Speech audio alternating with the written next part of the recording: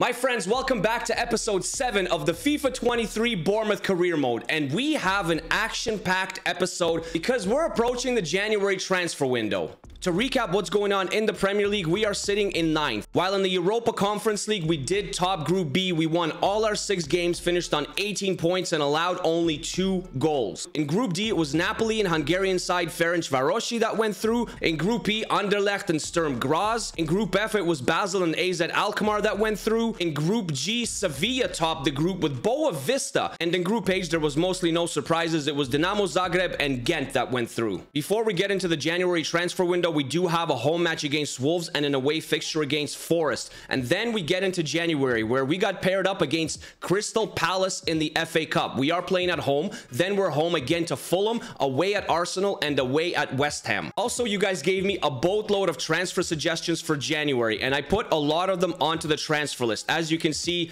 we're scouting some of the players that aren't scouted yet. But I'll be honest with you, some of these players that you guys mentioned, we just can't afford. Like, we cannot afford guys like Conor Gallagher because he's worth 42 million. And if you remember correctly, let me show you something really quick. Where's our office? Where's our finances?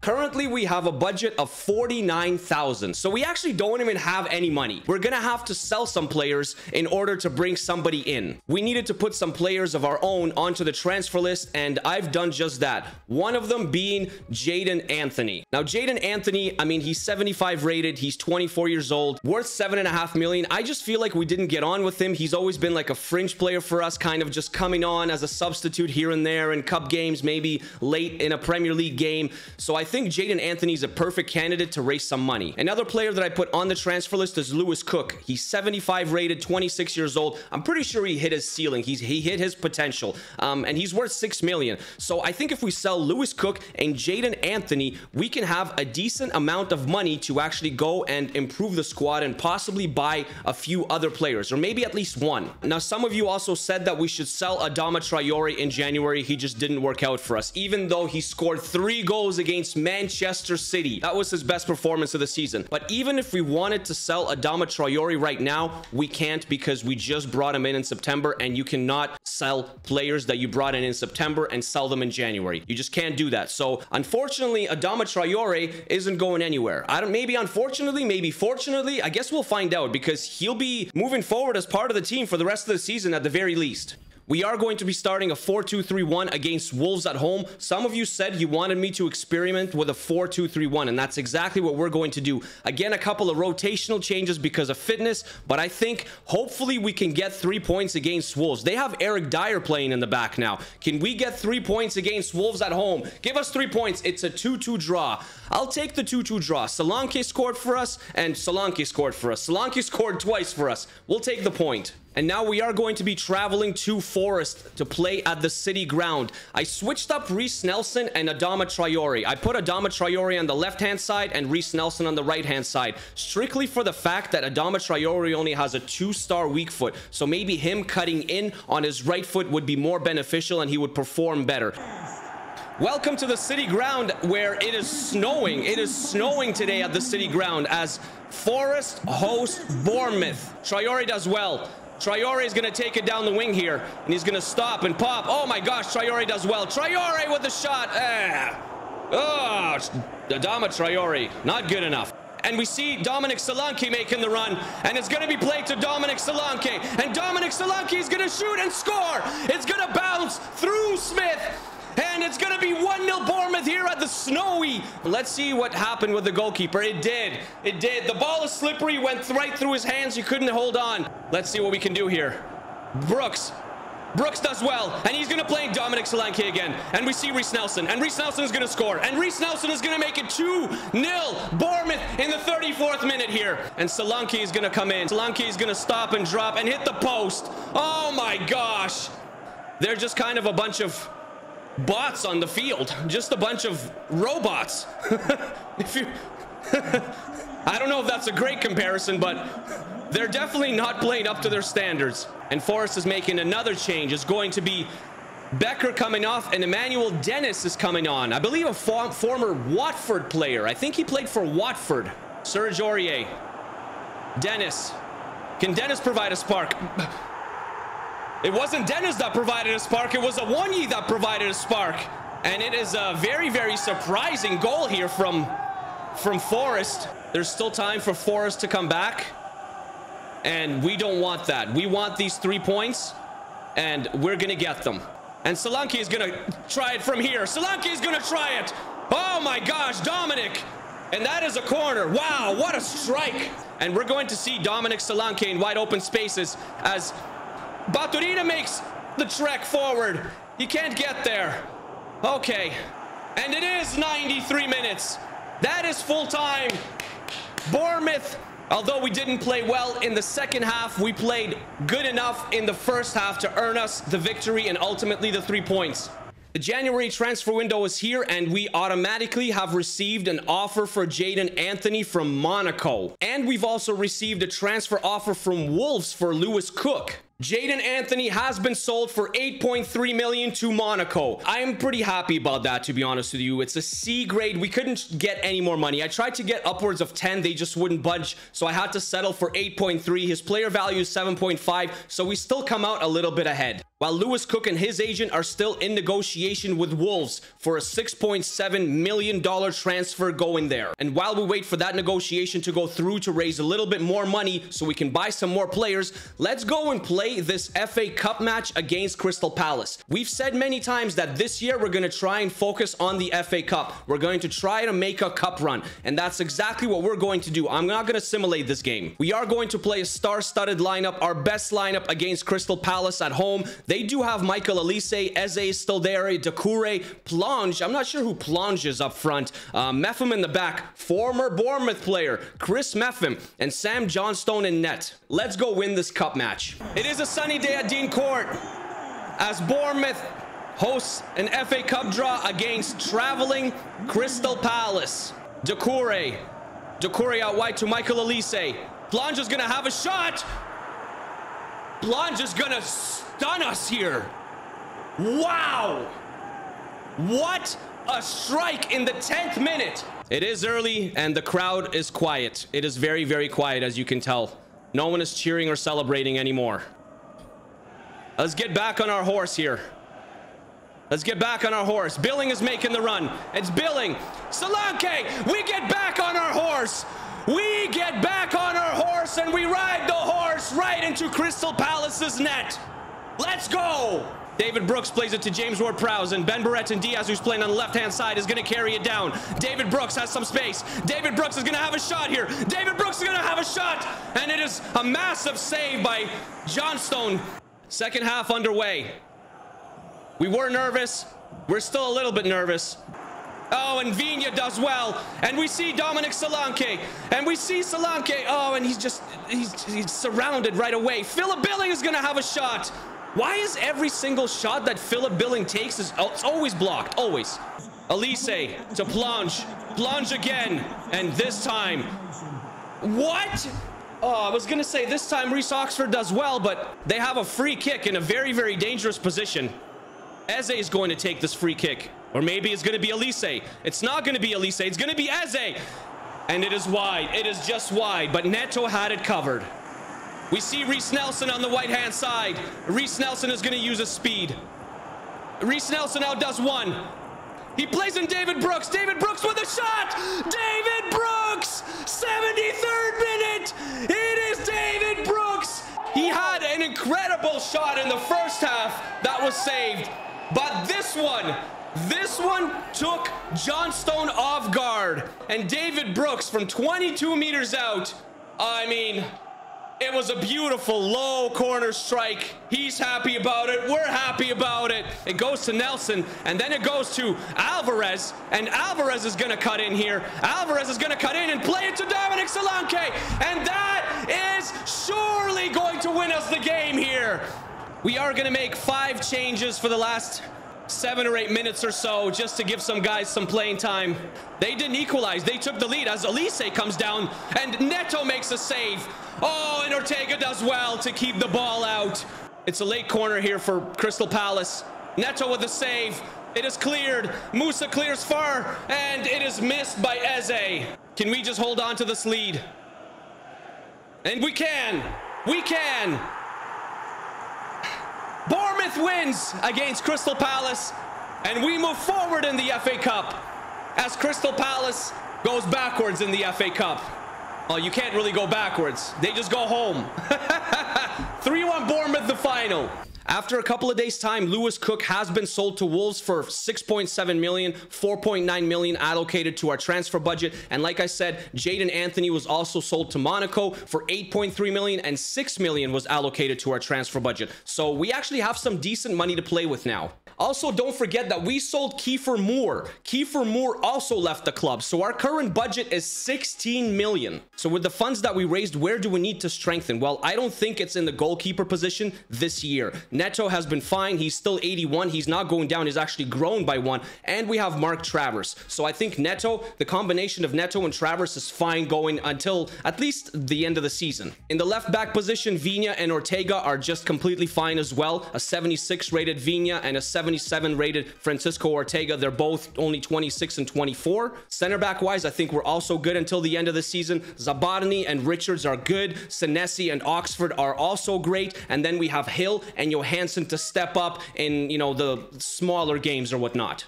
In the right back position, Kevin Alvarez and Adam Smith are doing a fantastic job. I understand that Adam Smith is kind of carrying on a little bit. He's 32 now, but he's a legend at the club and he's the captain of the club, and I don't want to get rid of Adam Smith. This guy's going to retire here. Now, center mid and cam is where it gets a little bit complicated. Yunus Musa, Baturina, James Ward-Prowse, Philip Billing, Ross Barkley, David Brooks, and I guess you can add Marcus Tavernier in there. Our starting center midfielders are Philip Billing and James Ward-Prowse. Now, we did get rid of Lewis Cook, so that kind of left a little bit of an empty void because he was the other guy that comes on with Yunus Musa to replace James Ward-Prowse and Philip Billing. Ross Barkley, David Brooks, and Baturina kind of compete for that one single camp spot. It's usually taken by David Brooks, but sometimes we play Ross Barkley or Baturina there. And you can probably even add Marcus Tavernier to that equation because not only can he play out wide, he can also play in that camp position. So I think we're good in the camp position as well, at the very least until the end of the season. Striker-wise, I think we're also good. Ben Barrett Diaz is a decent player. Dominic Solanke is playing very, very well for us. And Nathan Ahmed is growing extremely well. So we have 3 capable strikers. Now, out wide is where, again, it gets interesting because we have Adama Traore and Reece Nelson. They're kind of our starting wingers. Sometimes we play Ben Barrett and Diaz there, but let's face it, you know, even though he can play left wing, he's a better striker than a left winger. So we have Adama Traore and Reece Nelson. We do have Johannes Sandberg, who can also play there and is growing well. He's 71 rated, but let's be realistic, he's not good enough yet. Just yet, anyways. Gamal Abdullah and Owen Clark, although they're growing well, showing great potential and an exciting prospect, they're definitely not good enough to start. And then we have Dango Ouattara, who's 73 rated. We love Dango Ouattara, but again, he's only 21 years old. He's growing well, but he's just not good enough to play in those big matches. So I think if we improve anywhere, it is definitely in the wide midfielder, wide winger position. A lot of the players that you guys suggested are absolutely fantastic, but we just can't afford all of them. You know, we just can't afford most of them, actually. Jeremy Doku, we can't afford him, 30 million. Brian Mbeumo, maybe we could afford him. That's a possibility, 20 million. We only have 16. Brennan Johnson, 29 million. We can't afford him. Nicolas Gonzalez from Fiorentina, 46 million. We can't afford him. Irving Lozano, we definitely can't afford him either. Not this year anyways. Anthony Elanga is somebody that we can't afford, so maybe we can go in for him. Luca Romero, although he seems promising, he's just not good enough right now. We have players like that. He's like a Johannes Sandberg type player. We don't need him right now. Ollie Watkins is another player that we can't afford, and he can play on the right-hand side, and he's only 14.5 million. Akram Akif from Wolfsburg, maybe he can come in. Mikael Damsgaard from Brentford, 21.5 million, possibly affordable. Now, this is an interesting one. Alejandro Garnacho, he is only 16.5 million. I'm not sure how much Manchester United is going to want for him, but is this someone that we can bring in on a permanent deal? And the most popular choice was Eden Hazard. Bring Hazard back to the Premier League. He's 81 rated and still capable. Although he's worth 20 plus million, I offered them 15 million plus a 25% sell-on clause, and they just straight up said no. They didn't counter whatsoever. I left a million so we can afford his wages, but they couldn't even take the 15 million. They didn't want the 15 million. So unfortunately, we cannot get Eden Hazard into this squad. But there is somebody that we can afford. The Qatari international Akram Afif joins us from Wolfsburg, a very, very versatile player. We paid a decent price for him. We paid 12 million for Akram Afif. He's 78 rated. He comes in, he's probably going to come in and play with Nelson on the right hand side. It's going to be Nelson and Afif. 76 rated, 78 rated. He's 27 years old. He's very, very pacey, and I believe he can even play as a center forward. Akram Afif was a very, very popular suggestion with you guys. He's affordable. So Akram Afif, welcome to Bournemouth. After the purchase of Akram Afif, we actually have a budget of 2 million. So I'm not sure if we're going to be able to sign anybody else unless we decide to sell somebody else. And I don't know if we're going to be selling anybody else because we have a lot of busy games coming up. We have the FA Cup that we're still in. We're still pushing in the Premier League. We still have the Europa Conference League. There's a lot of things going on, and we need all the players we can get. We are sitting in 9th in the Premier League, 10-4-7, 33 goals for, 26 goals against on 34 points, still chasing those top 5, top 4 spots. And our next match is against 17th place Fulham, who's conceded 33 goals in 21 matches. Let's go beat Fulham. And maybe Akram Afif makes his debut. It is a gloomy day here at Dean Court as Fulham travels to Bournemouth. I am very excited for the debut of Afif. I want to see how he performs. He is a 4-star. He gets on the ball right away, but he's tackled right away. Somerville's going to play to Patson Daka, and Daka is going to just sky it. 3 points in the NFL, but not here. Philip Billing, and then we're going to see Afif on the left-hand side, and Afif is going to make the run here. Afif is going to cut in. Afif is going to see Philip Billing, where we're going to hold on to the ball, and it is Alvarez. Alvarez is going to cut in. Alvarez is going to play to to Philip Billing. My gosh. I'm losing my words again. I get so excited that I lose my words. By the way, guys, at what point does Zabarny take place of Senesi? Because Zabarny's been very, very good and growing rapidly. He's been so good for us as we intercept the ball here. And Afif can come back the other way. He loses the ball. But then David Brooks is on the ball, and then we see Dominic Solanke, and Dominic Solanke puts it wide on a pass from Reece Nelson. My gosh, it's a lot to keep up. He tried to go across the goalkeeper instead of going left, but he missed the net completely. But we're getting chances here. And Afif has got room. Akram Afif. He's going to play in Dominic Solanke. Dominic Solanke's going to turn. He's going to shoot. Bernd Leno's got to make a crucial stop here in the 35th minute. David Brooks with the corner. Someone get there. Oh my gosh. And that was going for the net. That was going in. Oh my gosh. And it bounced off one of Fulham's players and just went wide. Second half is underway. And I think we made way too many errors in that first half. Way too many errors. Somerville. Oh, Somerville gets by Alvarez. And he's going to play it out wide to Patson Daka. Patson Daka is going to just hit it at Neto, and that's an easy collection for Neto. Not much space here. We're going to switch out the play to Senesi. Senesi to Vigna. Vigna. Play it into Afif. Play it to David Brooks. And David Brooks. Oh my gosh. What a pass by Akram Afif to David Brooks. And David Brooks makes no mistake.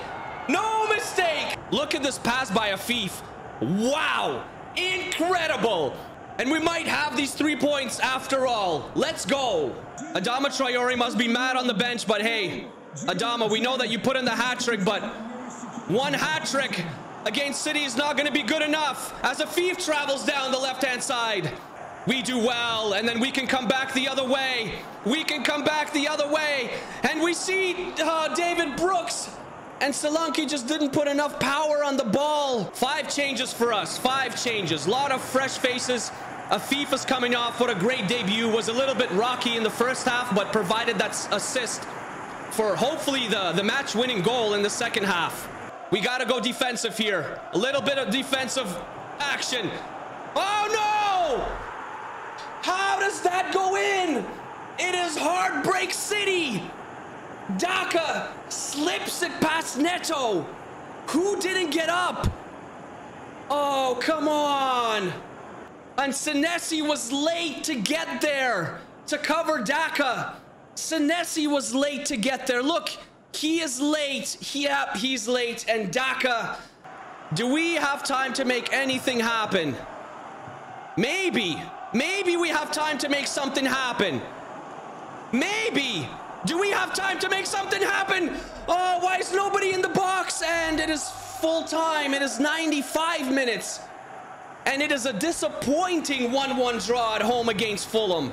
After that disappointing draw against Fulham, we are still in 9th place, although it's very, very close up top. We are 10-5-7 on 35 points. There's only 2 points that separate us and 6th place Manchester United. And there's only 6 points that separate us and 5th place Chelsea. When it comes to our schedule, our next match is against Arsenal away, followed by a home match in the FA Cup against Leicester, and then to close out the January transfer window, an away match against West Ham. And then we will get into February. It looks like we only have 2 matches scheduled right now, but that will obviously change. The FA Cup is going to come. The Europa Conference League matches are going to come. There's a lot that's going to happen in the month of February going forward. If you do like the episode, if you do like the content, please hit the like button for me. If you're new here, hit the subscribe button, little noti bell as well, so you don't miss out on any future videos. And I'll see you guys in 2 days time. 2 days time for another Bournemouth Career Mode episode. I hope you guys have yourself a wonderful rest of the day, and I'll see you guys soon. Peace.